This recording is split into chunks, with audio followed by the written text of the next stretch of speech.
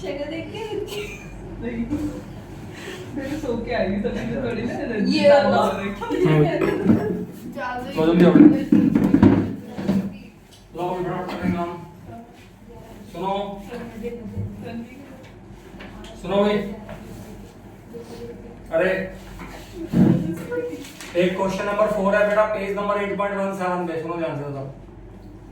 How much below the surface of earth. Question number 4 unsolved 8.17 page number है। How much below the surface of earth does the acceleration due to gravity reduces to 36%, reduces by 36% of its value on the surface of the earth। कर लेना इसमें क्या कर बताऊं। फिर एक बार दूसरा पढ़ने सुनो भी, देखो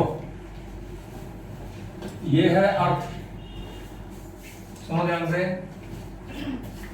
बेटा, ये अर्थ है, ये अर्थ का सेंटर है O,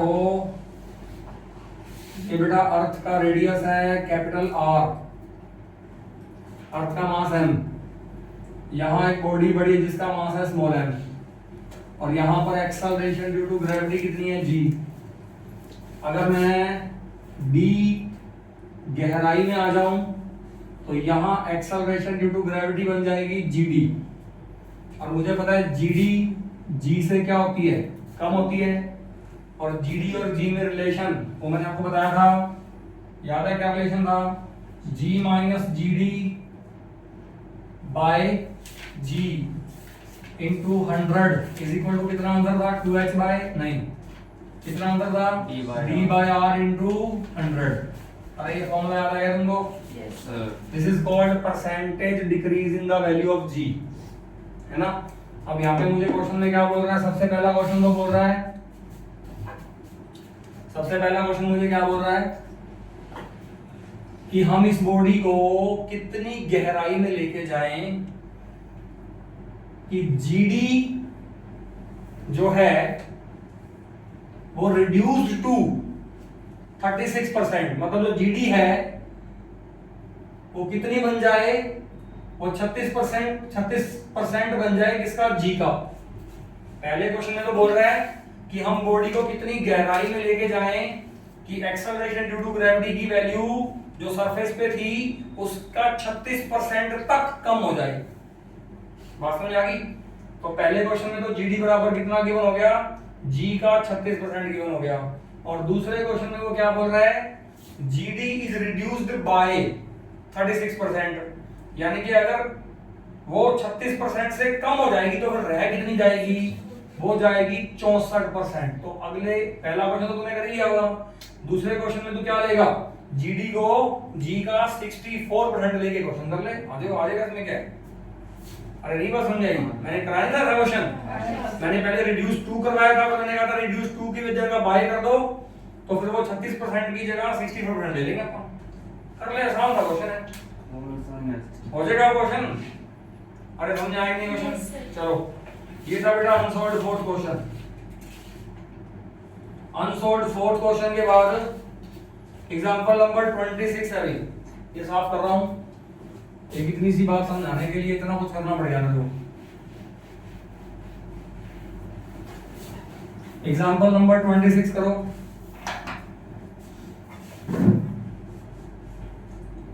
एग्जांपल नंबर 26,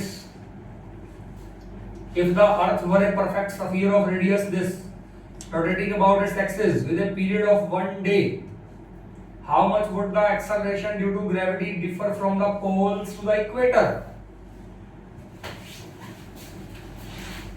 अगर अर्थ को हम क्या मान लें, परफेक्ट स्फीयर मान लें, परफेक्ट स्फीयर है इसका मतलब ये पोल और ये इक्वेटर, तो अगर ये परफेक्ट स्फीयर है इसका मतलब पोल और इक्वेटर दोनों में रेडियस क्या है, सेम है।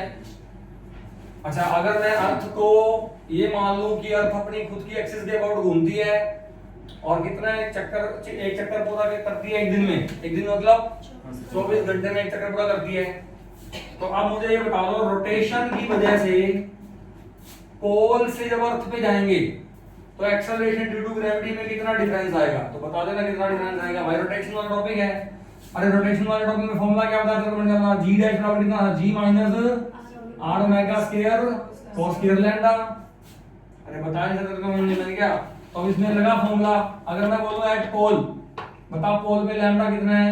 90, क्योंकि लैम्डा आपको पता है लैम्डा ये था, है ना? अगर ये बॉडी पोल पे है तो लैम्डा 90, कोस 90 कितना? 0, तो ये तो 0 हो गया।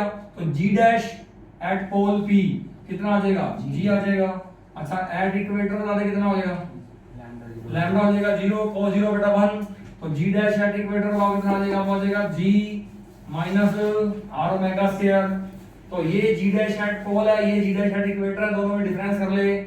तो g dash at pole minus g dash at equator कितना आएगा? इसमें से ये घटाइयो, जी में से g minus r omega square घटा दे, ये जी से जी घट गया, तो डिफरेंस कितना आ गया? R omega square. आर का क्वेश्चन में कितना है? ओमेगा तो निकाल सकता है, what is omega? 2 pi by T. 24 घंटे के बना दे सेकंड, ले पुट कर ले, आंसर ले ले, खत्म हो गया। अरे स्पेशल केस नहीं बताया तुमको मैंने, वही तो क्वेश्चन बना दिया और क्या बना दिया। कर लो, हो गया 26 एग्जांपल। इसके बाद 32 एग्जांपल। बेटे खराब तो रखा है कल आई थी सर, हैं? कल ही करा। भाई मेरी बात सुनो, मैंने आगे वाले ये वेरिएशन देखो अगर तुम छुट्टी मारते हो ना जिस दिन, उसी दिन रिकॉर्डिंग होती है और उसी दिन वीडियो भेजी जाती है। तो ये आपकी ड्यूटी बनती है कि आप उस रिकॉर्डिंग को देखो और अपने लेक्चर को कवर करो। आगे मेरी बात समझ में? ये वीडियो बेटा टाइम पास के लिए थोड़ा बना रहा हूँ। अरे सारे वीडियो थोड़ा बोल रहा हूँ देखने के लिए, एक तो देख सकते हो जो छुट्टी मारी है तुमने कम से कम। इसी को तो बोलते हैं सीटिंग।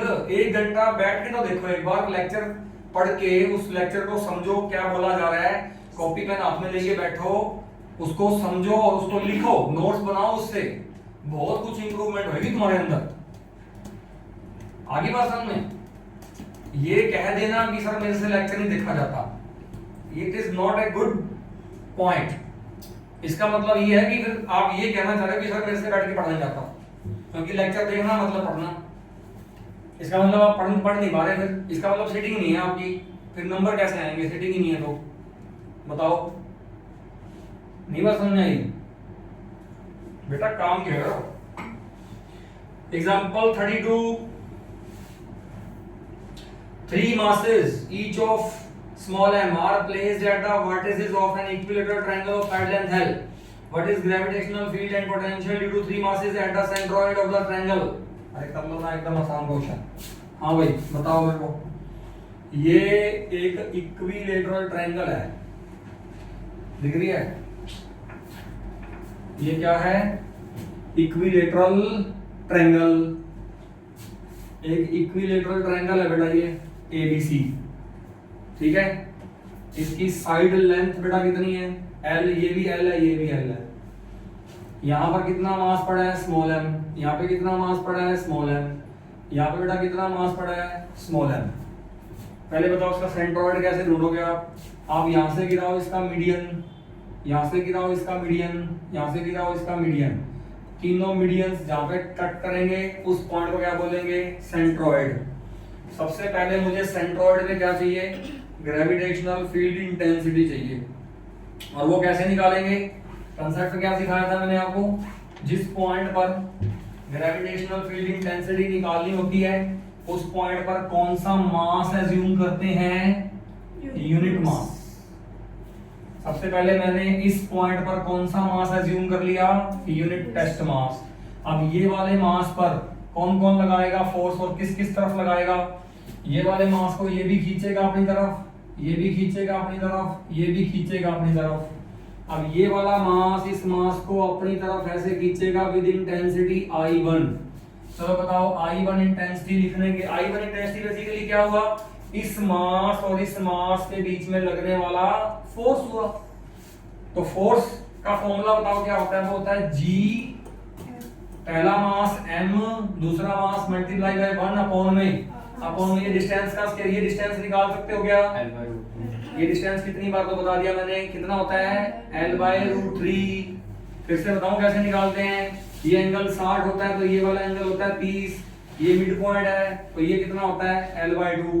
ये राइट एंगल ट्रायंगल दिख रही है क्या आपको, ये राइट एंगल ट्रायंगल, इसमें मैं क्या लूंगा sin 30। बताओ sin 30 क्या आएगा, 1/2 क्या लेंगे इसमें, sin 30 की cos 30 लेंगे। बताओ cos 30 क्या आएगा, बेस अपॉन हाइपोटेनियस। बेस कितना L/2 और हाइपोटेनियस कितना, अगर मैं इसको x मान लूं तो ये x हो गया अपने पास, x ऊपर cos 30 नीचे, x कितना आ जाएगा L/2 बाय cos 30, ये आएगा L/2 cos 30 कितना आएगा √3/2 कट गया, कितना आ जाएगा L/√3। तो यही x का स्क्वायर यहां पे पुट करना है मुझे, L स्क्वायर बाय √3 का स्क्वायर 3 जाएगा ऊपर। ये इंटेंसिटी आ गई बेटा I1, आगे बेटा मसलन में। अब ये वाला मास भी इस मास को अपनी तरफ खींचेगा विद इंटेंसिटी I2, और I2 बताओ कितना आएगा, सेम आएगा। ये वाला मास भी इस मास को अपनी तरफ खींचेगा विद इंटेंसिटी I3, I3 भी बताओ कितना आएगा, इतना ही आएगा। सही बात है। अब बताओ ये I1 I2 I3 तीनों का रिजल्टेंट कितना आएगा, 0 आएगा। कैसे प्रूव कर सकते हो, आपको I1 I2 I3 का रिजल्टेंट 0 प्रूव करना है। कैसे प्रूव करो बताओ, आपको पता है ये एंगल कितना आएगा 120, ये भी एंगल 120, ये भी एंगल 120। आप सबसे पहले एक काम करो, I2 और I1 और I2 का निकालो रिजल्टेंट। अब I1 और I2 का बताओ कैसे आएगा रिजल्टेंट, बेटा ये पैरेललोग्राम और इसका डायगोनल ये बन गया। अगर मैं इसको I बोल दूं, I is the resultant of I1 and I2, तो I बराबर बताओ मैं क्या लिख सकता हूं, I1 का स्क्वायर प्लस I2 का square plus 2 I1 I2 cos 120 का हो जाएगा अंडर रूट। सही बात है। cos 120 बेटा कितना होता है, माइनस का 1/2, और क्या I2 को I1 बोल दूं मैं, तो बताओ रूट के अंदर क्या आएगा, I1 square plus I1 square plus 2 I1 square minus का 1/2, 2 से 2 कट गया। सर I1 भी I2 भी है तो कहां पे, नहीं सही तो है। अरे वो अरे I1 स्क्वायर हो गया, ठीक है। cos 120 कितना हो गया बेटा, माइनस का 1/2, 2 से 2 काट दिया मैंने। अब ये I1 स्क्वायर, ये माइनस का I1 स्क्वायर, ये भी कट गया, तो ये तो ओनली I1 स्क्वायर का रूट आ गया ना, तो ये तो ओनली I1 आ गया। यानी कि I बराबर कितना आ चुका है, I1, मतलब ये I1 और ये I3 है, और I1 I3 दोनों बराबर है, तो ये दोनों आपस में इक्वल एंड अपोजिट, तो नेट फील्ड इंटेंसिटी कितनी आ जाएगी, 0 हो जाएगी। ठीक है, ये कम से कम 3rd 4th टाइम करवा रहा हूं क्वेश्चन क्लास में, ऐसा ही क्वेश्चन। ठीक है, अब इंटेंसिटी तो निकाल दी अपन ने। अब इसी क्वेश्चन में इंटेंसिटी के साथ साथ और निकालने के लिए क्या बोला हुआ है, ग्रेविटेशनल पोटेंशियल भी निकालने के लिए बोला हुआ है। कहता इस पॉइंट पर बताओ ग्रेविटेशनल पोटेंशियल कितना आएगा तीनों मासेस का, तो वो मैंने कल आपको क्वेश्चन करवाए थे। पहले आप मुझे ये बता दो, अगर मैं आपको ये कहूं ये मास है m, इससे r दूरी पर ये पॉइंट है, बताओ यहां पर कितना ग्रेविटेशनल पोटेंशियल आएगा। What is the formula of gravitational potential at point, at this point, minus gm by r square, नहीं r minus gm by r square, तो इंटेंसिटी हो जाएगी। ठीक है ना, यहाँ पर कितना पोटेंशियल आएगा, minus gm by r।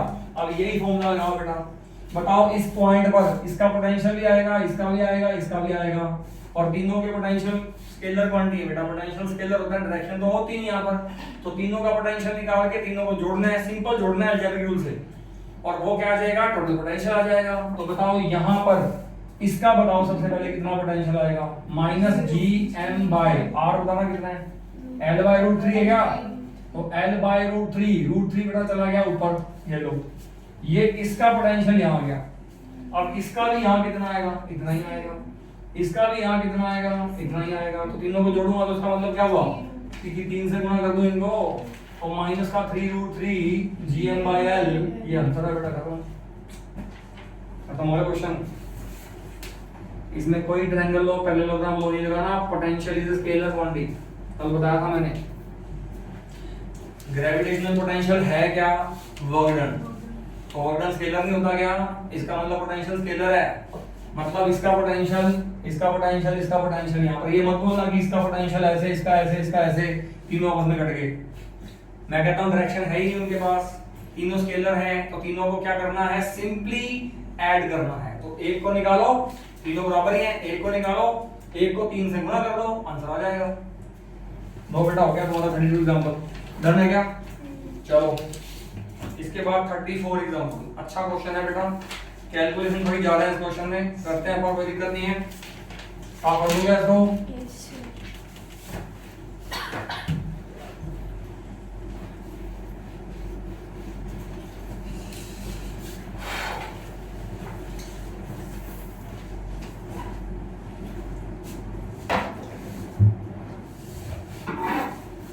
34 example.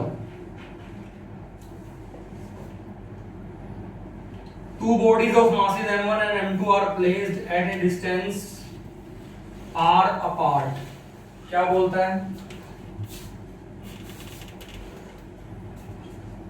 ये बॉडी विद मास m1,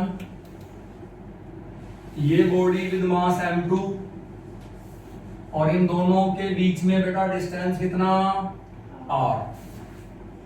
ऐसे बोला मुझे। Show that at the position where gravitational field intensity due to them is 0, the potential is given by this. क्या बोल रहा है? ये कहता है कि इन दोनों के बीच में कोई ऐसा पॉइंट तो मिलेगा ना मुझे जिस पॉइंट पर ग्रेविटेशनल फील्ड इंटेंसिटी बेटा कितनी आएगी, 0 आएगी। वो तो मिलेगा ही मिलेगा। अरे मैंने कल क्वेश्चन नहीं करवाया था आपको ऐसा, मैंने एक मास को लिया था m, दूसरे को मैंने कितना लिया था 4m, तो और उन दोनों के बीच में डिस्टेंस कितना लिया था मैंने d। तो उस केस में तो मुझे पता है कि ग्रेविटेशनल फील्ड इंटेंसिटी 0 कौन से पॉइंट पे होती है, छोटे वाले मास के पास होता है वो पॉइंट, और कितनी दूरी पे होता है, d/3 पे होता है ना। अब क्वेश्चन तो वही है, लेकिन उस क्वेश्चन में क्या था, m और 4m थे। इस क्वेश्चन में क्या गिवन है, m1 और m2 गिवन है। अब मुझे ये नहीं पता कि ये मास और ये वाले मास में कितना रिलेशन है आपस में। जैसे कल वाले क्वेश्चन में क्या था, ये वाला मास इसका 4 गुना था। अब यहाँ पे मुझे कुछ भी रिलेशन गिवन नहीं है कि ये वाला मास इसका कितने गुना है। हाँ दोनों है अलग अलग और दोनों के बीच में डिस्टेंस आ रहा है, तो डेफिनेटली बीच में एक ऐसा पॉइंट तो है जिस पॉइंट पर इंटेंसिटी कितनी है, 0 है। वो तो मिलेगा मिलेगा, पर वो कहां पे मिलेगा, वो कितने डिस्टेंस में मिलेगा वो मुझे पता ही नहीं। और अब मुझे क्वेश्चन क्या करना है, वो कहता है ऐसा पॉइंट जिस पॉइंट पर ग्रेविटेशनल फील्ड इंटेंसिटी 0 आ जाए, उस पॉइंट पर आपको ये प्रूव करना है कि उस पॉइंट पर पोटेंशियल कितना आएगा, इतना पोटेंशियल आएगा बेटा। ये लो कितना पोटेंशियल आएगा उस पॉइंट पर, v बराबर -g/r m1 mass plus m2 mass plus में 2 √m1 m2। ये बेटा आपको प्रूव करना है, बस ऐसे बोलता है क्वेश्चन, ठीक है। अब कैसे करोगे बताओ, आपको उसने कुछ भी नहीं दिया, आपको उसने ये नहीं बताया कि मास m1 बड़ा कि m2 बड़ा है। वो भी कहता अपने आप ले लो, जिसको बड़ा मानना है बड़ा मान लो, छोटा मानना है छोटा मान लो, आपकी मर्जी है। चलो मैं काम करता हूं, मैं m1 मास को छोटा मास मान लेता हूं, मैं m1 मास को छोटा मास मान लेता हूं। दिया तो नहीं है ना क्वेश्चन में, कहीं लास्ट में दे देता हो छोटा सा, नहीं दिया होगा। मैंने मान लिया m1 मास छोटा है। अब मुझे बताओ इंटेंसिटी 0 वाला पॉइंट किसके ज्यादा पास होगा, m1 के पास होगा। तो मैंने मान लिया ये पॉइंट है जहां पर इंटेंसिटी कितनी है, 0 है, और ये वाला पॉइंट इस मास से कितनी दूरी पे है, x दूरी पे है, तो इससे कितनी दूरी पे जाएगा, r - x दूरी पे जाएगा। बात समझ आ गई। इस पॉइंट पर अगर मैं 1 किलोग्राम मास रख दूं तो ये वाला मास इसको ऐसे खींचेगा विद इंटेंसिटी I1, और ये वाला मास इसको ऐसे खींचेगा विद इंटेंसिटी I2, और I1 I2 दोनों बराबर होंगे ताकि आपस में कट जाएं और नेट इंटेंसिटी कितनी आ जाए, 0 आ जाए। एक बार चेक करता हूं क्या आता है, देखता हूं, लेट्स सी। अब बताओ बेटा I1 कितना आएगा, व्हाट इज I1 किस किस के बीच में फोर्स है, इस मास और इस मास के बीच में फोर्स है, g m1 * 1/x का स्क्वायर बराबर I2 किस किस के बीच में फोर्स है, इस मास और इस मास के बीच में फोर्स है, g m2 into 1 upon distance कितना r माइनस एक्स का होल स्क्वायर। अरे बोलो सही बात है क्या बेटा? जी से जी काट दूं, सही बात है। चलो मैं x निकालने की कोशिश करता हूं, यहां से मैं देखता हूं x कितना होता है। मुझे बताओ ये r माइनस एक्स का होल स्क्वायर ऊपर ले जाऊं और ये m1 नीचे ले आऊं क्या मैं? तो यहां कितना आएगा बताओ? r माइनस एक्स ऊपर और नीचे x का होल स्क्वायर।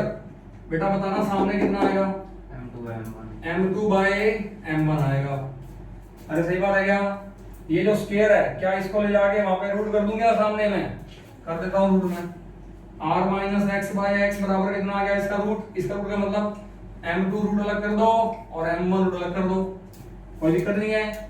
अब एक काम करो बेटा, r by X minus X by X, X by X बेटा हो जाएगा 1, तो यहाँ आ जाएगा r बाय एक्स माइनस 1, सामने कितना आ जाएगा? Root m2 by root m1। बोलो सही बात है क्या?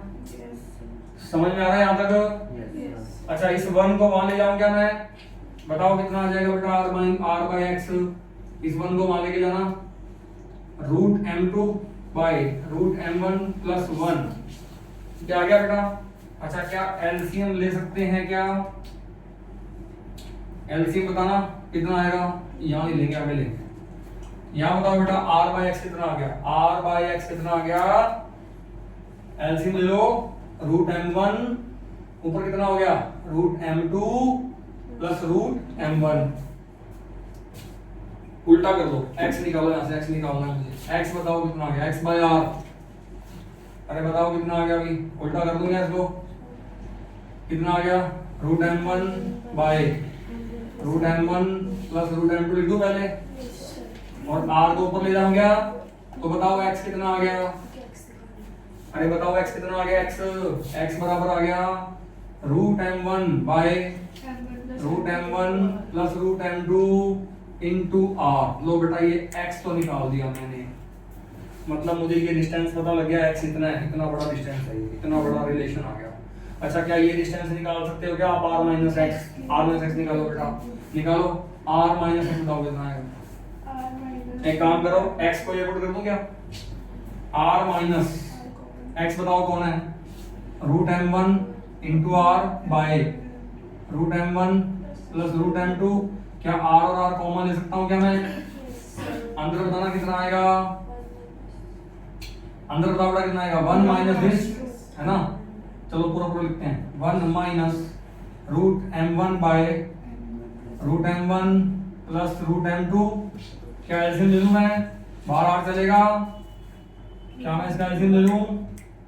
Root m1 plus root m2, अब ये ऊपर आ जाएगा, देखो यहाँ पर root m1 plus root m2 और माइनस में कितना आ जाएगा? Root m1। क्या रूट m1 से रूट m1 कट सकता है क्या? तो बताना मुझे r माइनस एक्स कितना आ गया मेरे पास? अब ये लिखता हूं बेटा मैं, r माइनस एक्स मेरे पास कितना आ चुका है? Under root m2 by under root m1 plus m2 into में क्या है? r है। मतलब मुझे ये डिस्टेंस भी पता है, मुझे ये डिस्टेंस भी पता है, पता लगी मुझे। अब मुझे करना है, नहीं अब मुझे करना क्या है? नहीं बेटा प्लस क्यों करना है? उसमें वैल्यू किसमें वैल्यू? जी i1 किसमें? क्यों क्या करूंगा उससे? क्या हो जाएगा? नहीं बस समझ आई। पहले मेरे को ये बताओ, अरे इतना बताओ पहले मुझे। अब आपको पता है आगे करना क्या? आपको प्लस करेंगे। किसको प्लस करोगे? किसको प्लस सर ये करोगे? कह रही है x और r माइनस x को प्लस कर दो। आप प्लस करेंगे दो बार आ जाएगा, वो तो आप इस पर इसको करना प्लस, इसमें इसको जोड़ना है, एक बार r आ जाएगा, वो तो उसमें क्या प्लस करना है? अरे वो तो आ जाएगा। मेरी बात सुनो ना, आगे क्या करना है? सुनो आगे क्या करना है? इस पॉइंट पर इंटेंसिटी 0 है, तो इस पॉइंट पर पोटेंशियल निकालना है और वो इतना आना चाहिए आपका। निकालना है कुछ तो। नहीं बात समझ आई? इस पॉइंट पर इंटेंसिटी 0 है, पता चल गया आपको। तो ये पॉइंट इससे कितनी दूरी पे है? इतनी दूरी पे है। ये पॉइंट इससे कितनी दूरी पे है? इसी दूरी पे है, ये पता है मुझे। तो क्या मैं इसका पोटेंशियल यहाँ और इसका पोटेंशियल यहाँ निकाल के दोनों को ऐड कर सकता हूँ और उसको सोल्व करके ये आना चाहिए मेरे पास, ये प्रूव करना पड़ेगा मुझे। तो वही तो ऐड कर लो, कह रही तो करो प्रूफ। अब बताओ इस पॉइंट पर इसका पोटेंशियल बताना बेटा कितना आएगा पहले। फिर 2 मिनट ये नोट डाउन कर नोट कर लो, इसने भी ये तो किया है। ठीक है ना? माइनस GM/X माइनस GM/X, हाँ फिर x की वैल्यू कितनी बढ़ेगी बेटा। हाँ फिर अगले वाले में माइनस GM/R-X, फिर ये पुट करना पड़ेगा, फिर सोल्व करना पड़ेगा और ये आएगा। दोनों की वैल्यू जोड़ ली, हाँ वो सोल्व करके ये आएगा, आ जाएगा, कोई दिक्कत नहीं है। फिर आपका प्रूव होएगा कि हाँ हमने पोटेंशियल निकाल दिया, इतना होता है। ये क्वेश्चन है, ठीक है। अब करना फटाफट, ये साफ कर रहा हूं बेटा, बस मैं x छोड़ रहा हूं और r-x छोड़ रहा हूं बस, ताकि उसकी वैल्यू को पुट कर दूं। अब मुझे बताना, अगर मैं इस पॉइंट को बोल दूं ना a पॉइंट, तो बताओ बेटा v एट पॉइंट a कितना आएगा। माइनस का GM/x प्लस माइनस का GM/, यहाँ पे m1 है, यहाँ पे m2 है, माइनस का GM2/r-x। अब मुझे बताओगे बेटा व्हाट इज x, ये वाली वैल्यू यहाँ पुट करो, बताओ कितनी आएगी, निकालनी पड़ेगी बेटा। अच्छा क्या एक काम करूं क्या मैं, माइनस g, सेम काम पे आ गया बेटा एलसीएम। एक बार पुट कर दो पहले, एक बार पुट कर दो बेटा, चलो करो बेटा। माइनस g m1/x, बताओ कौन है, अरे x बताओ कौन है, रूट m1 इंटू r, और ये ऊपर चला गया root m1 plus root m2, ये तो ये बन गया पूरा। फिर माइनस g m2/r-x, ये है पूरा, बताओ कितना आएगा नीचे, रूट m2 इंटू r, ये ऊपर जाएगा m1 प्लस m2। पहले तो ये बताओ यहां तक समझ में आया कि नहीं आया।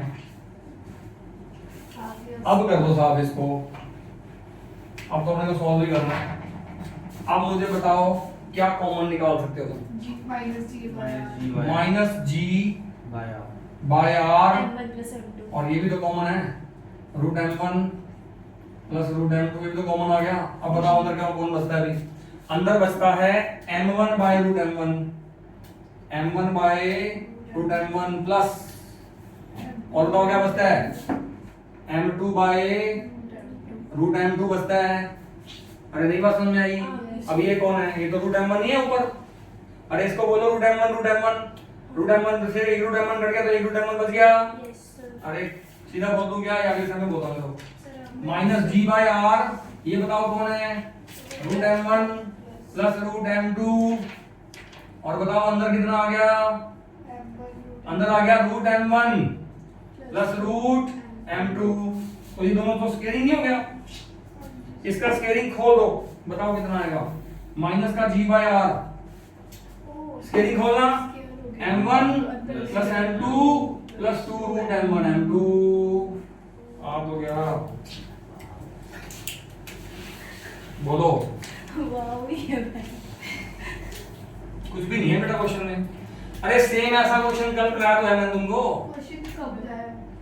कब? कौन सा मतलब, अरे वो ऐसा ही क्वेश्चन था, बस वहां पे मास m और 4m थे। अच्छा ये वाला था, कह तो रहा हूँ ऑलरेडी, नहीं बात समझ आई। यहाँ पर उसने m1 और m2 लेके कंफ्यूज कर दिया आपको, ना तो ये बताया कि कौन सा बड़ा है कौन सा छोटा है, आपको तुमको मानना पड़ेगा, फिर पोटेंशियल निकालना पड़ेगा। अगर हम उसमें दूसरी बार को माने तो भी सही मान जाएगा, क्या बड़ा मास, क्या समझा नहीं मैं, जैसे m1 को बड़ा मान हाँ और सेम m2 को आएगा, छोटा मान। करके देखो सेम आएगा। नहीं करते तो सर को बोल करेंगे रही तो सर एक बार तो भी यार मुन्ना करेंगे इतना बड़ा, तो मैंने कब कहा है, कुछ सर तो बोला समझ तुमने। ही नहीं आया क्या, ये क्वेश्चन पहले पढ़ा था जो, हाँ ये थोड़ा सा है अजीब सा क्वेश्चन, कोई बात नहीं। चलो साफ कर दूं क्या, यस सर, ये साफ कर रहा हूँ मैं। 13 अच्छा अच्छा आपको याद है, अरे सुनो भाई बेटे आपको याद है मैंने ना आपको एक बात बताई थी वर्क एनर्जी पावर चैप्टर में। नो सर, हमें तो कल एक दिन पहले वाली बात याद नहीं रहती सर। हमें एक दिन की बात करना सही है, तुम सही हो अपनी जगह पे। अगर ये बॉडी है मास m की, अगर मैं इस बॉडी को h हाइट ऊपर लेके जाऊं, अरे ये अर्थ है, सुनो ध्यान से, ये अर्थ है, अर्थ के सरफेस पे बॉडी पड़ी है m मास की। अगर मैं इसको h हाइट ऊपर लेके जाऊं तो मुझे कितना वर्क करना पड़ता है, mgh। और ये mgh की क्या बनेगी यहाँ पर, इसकी ग्रेविटेशनल पोटेंशियल एनर्जी बनेगी। कब? जब ये h बहुत बहुत क्या हो, r से कम हो। मैंने कहा था ना ये mgh पोटेंशियल एनर्जी तब होती है जब ये h की वैल्यू, हाइट की वैल्यू r से बहुत कम हो।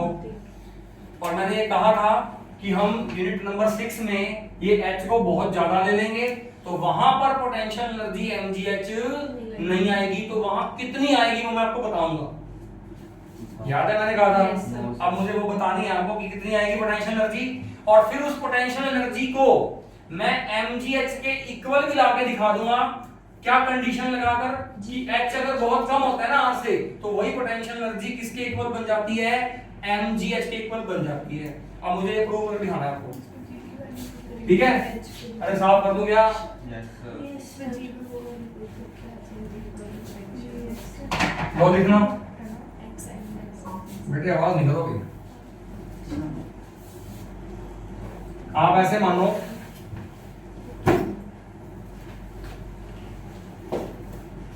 ये अर्थ है, ठीक है? अर्थ का सेंटर O, रेडियस R, मास m, ठीक है भाई? और ये कौन है, अर्थ की ग्रेविटेशनल फील्ड है ना। ये पॉइंट मान लो मैंने मान लिया A पॉइंट, और दूसरा पॉइंट बेटा मैंने मान लिया B पॉइंट, और A और B पॉइंट के बीच में जो डिस्टेंस है वो हाइट h है। और मैं आपको बोलता हूं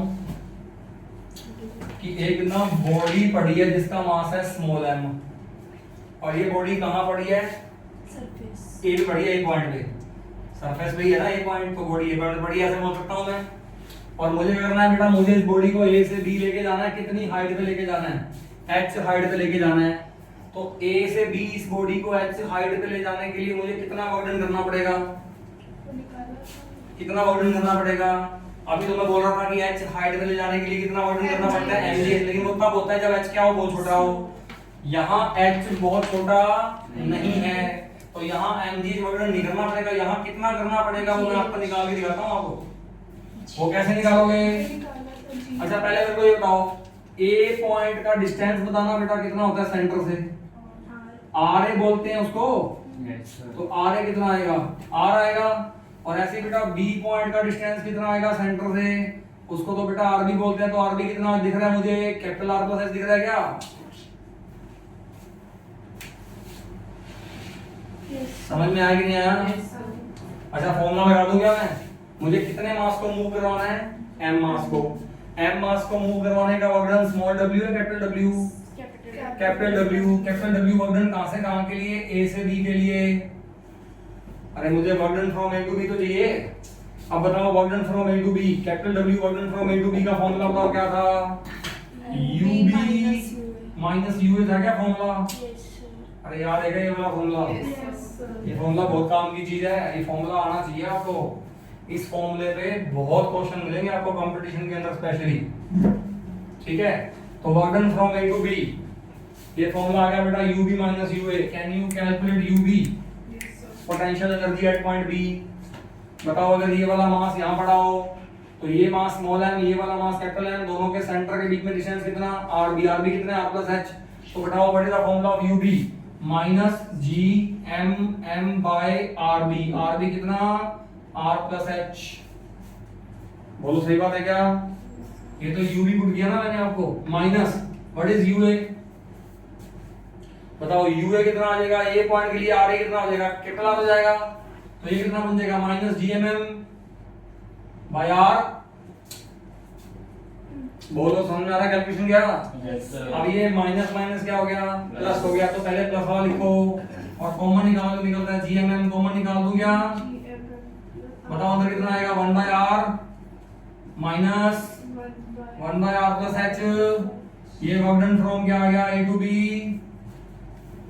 लो बेटा ये है पोटेंशियल एनर्जी, एमजीएच नहीं है, एमजीएच पढ़ना है, ये आएगी पोटेंशियल एनर्जी। देखो नहीं बात समझ आई? अरे ये जो पहले मैंने अभी लिखा था उसमें तो मैंने वर्क डन निकाला था एच साइड के लिए, लेकिन वहां मैंने वर्क डन कितना निकाला था एमजीएच। कब होता है वो एमजीएच, जब एच को क्या बोल दूंगा मैं, बहुत स्मॉल बोल दूंगा, किसके मुकाबले में, आर के मुकाबले में। बट अगर H is not very very small as compared to r, then the work done to move the body from a to b in height h, तो वर्क डन का फॉर्मूला कितना है, इतना है। और यही क्या है, यही ग्रेविटेशनल पोटेंशियल एनर्जी डिफरेंस है बेसिकली, क्योंकि ए और बी पॉइंट के बीच में एनर्जी का डिफरेंस ले रहा हूं ना मैं। अगर नहीं बात समझ आएगा तुमको, अब मुझे प्रूव करना है। बताओ ये मैंने क्यों लिखा, मुझे ये प्रूव करके दिखाना है कि अगर मैं यहाँ पर कंडीशन लगा दूं ना कि h बहुत छोटा है r से, तो यही किसके इक्वल आ जाएगा, mgs के इक्वल आ जाएगा। मुझे प्रूव करके दिखाना है। ये वाला कंपेयर, हाँ मतलब ये वाला वर्क डन mgh बन जाएगा अगर h बहुत छोटा हो r के, जो वहां पे अपन पढ़ रहे थे। तो प्रूव तो करना आना चाहिए ना बेटा आपको, करो प्रूव। अगर मैं यहाँ पर कंडीशन लगा दूं, स्पेशल केस कह दूं, मैं स्पेशल मैं कह रहा हूं स्पेशल केस है h बहुत छोटा है r से, बताओ क्या होगा। अगर h बहुत छोटा है r से,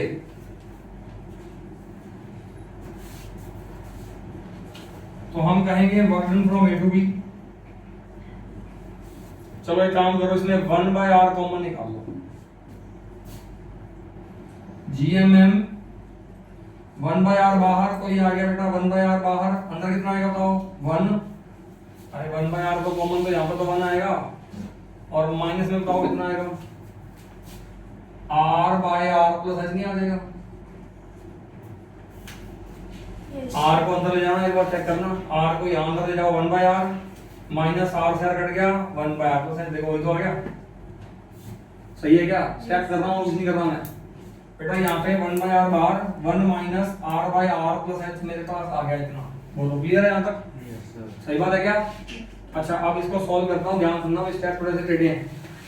एक काम करता हूँ, ये जो r है, इस r को मैं इसके नीचे ले जाता हूँ, r plus H by R लेता हूँ, ठीक है। बताओ कितना आएगा ये, जीएमएम बाय आर 1 माइनस, ये बताना कितना आ गया, 1 by R plus H by R. ऐसे लिख सकता हूँ क्या? Yes sir. अरे ये आर ऊपर ही जाएगा तो ऊपर ही बन जाएगा वो। अच्छा अब इसको क्या लिखूंगा, आर बाय आर 1, क्या इसको R by R plus H by R अंदर के अंदर कर सकता हूँ ना? करो, स्टेप करने पड़ेंगे आपको बेटा। जीएमएम बाय आर, बताओ कितना आएगा, 1 minus 1 by R 1 plus H by R, ये पूरे की बेटा 1 पावर है क्या? Yes sir. अच्छा क्या अब इसको उठा के ऊपर ले जाओ 1 के, तो ये 1 पावर की जगह आ जाएगी -1 पावर। बताओ ये work done from A to B कितना आ गया, सॉल्व हो गए, बताओ कितना आ गया, जीएमएम बाय आर चल रहा है बाहर, अंदर खाना कितना आ गया, ये अंदर आएगा 1 minus 1 plus H by R की पावर -1। यहाँ तक चेक कर लो, यहाँ तक सही है क्या? बोलो यहाँ तक सही है क्या? Yes sir. अब इसके आगे क्या बाइनोमियल थ्योरम लगा सकता हूँ क्या मैं? बाइनोमियल थ्योरम पढ़ी होगी तुमने मैथ में, यस सर। क्या हो गया, औखी लगती है क्या? याद नहीं है। हैं? याद नहीं है याद बेटा। अभी अभी आपने बोला ये सारी कैलकुलेशन आप क्यों कर रहे हो, क्योंकि h बहुत छोटा माना है आपने r से।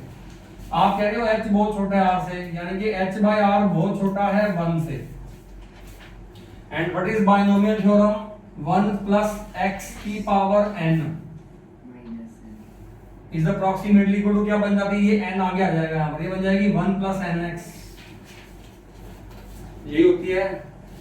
अरे 1 प्लस x की पावर n अप्रोक्सीमेटली क्या होती है बेटा 1 प्लस nx, ये बराबर ये कब आता है if x is very very small. अब इसको यहां बताना 1 प्लस h बाय r की पावर कितना है -1 है, ये हो गया 1 प्लस x की पावर n, ये x है h बाय r और h बाय r 1 से बहुत छोटा है, मतलब यहाँ पर x बहुत छोटा है, तो ये जो n है क्या ये n यहाँ आगे लगा दूं तो ये कितना आ जाएगा बताओ, ये क्या ये 1 माइनस h बाय r बोल सकते हो क्या इसको? Yes, sir. अरे ये वाला -1 जब आगे आएगा तो प्लस माइनस माइनस कर देगा इसको, ये समझ में आया क्या? Yes, sir. क्या इसको ये पुट कर दूं यहाँ पर सीधा? अब मुझे बताओ work done from A to B कितना आ जाएगा? GMM by R 1 minus h by r, बोलो इसकी जगह सीधा ये आ गया। अब ब्रैकेट खोल दो, ये 1 माइनस 1 कट गया और माइनस माइनस प्लस हो जाएगा h बाय r, सही बात है क्या? इसे क्या बोलोगे? GMM by r into h by r बोल सकता हूँ क्या इसको? Yes, sir. अच्छा क्या इसको ऐसे बोल दूं मैं GMMH by r square, Yes. ये कौन है? अरे ये कौन है? जी। स्मॉल g, तो MGH आ तो गया यही तो स्मॉल जी MGH आ गया। अरे यही तो कह रहा था कि छोट अरे GM by r square it was equal to small g और साथ में MS तो पढ़ा ही, तो MGH आ गया देखो। वो एकदम से प्रूव यानी कि MGH वर्क डन कब होता है? जब हाइट क्या होती है? कम होती है, अदरवाइज MGH वर्क डन नहीं होता। अरे ये फॉर्मूला तो 9th क्लास से पढ़ते आ रहे थे, MGH करते तुम बार बार, लेकिन तुमको समझ में आना चाहिए कि MGH work done potential energy सिर्फ और सिर्फ कब होगी? जब हाइट क्या होगी? बहुत कम होगी। अगर हाइट कम नहीं होगी तो फिर वर्क डन कितना होगा? फिर वर्क डन इस फॉर्मूले से निकलेगा। नहीं बात समझ में आई क्या?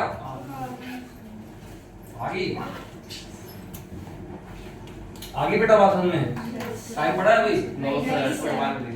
बिल्कुल एग्जैक्ट 5 बजे। चलो ठीक है डन।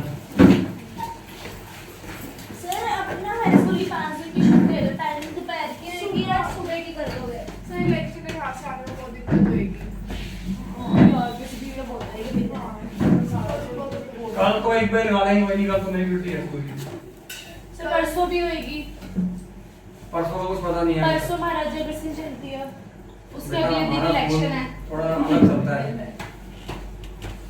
चलो कल तो है, कल तो एक से दो ही है।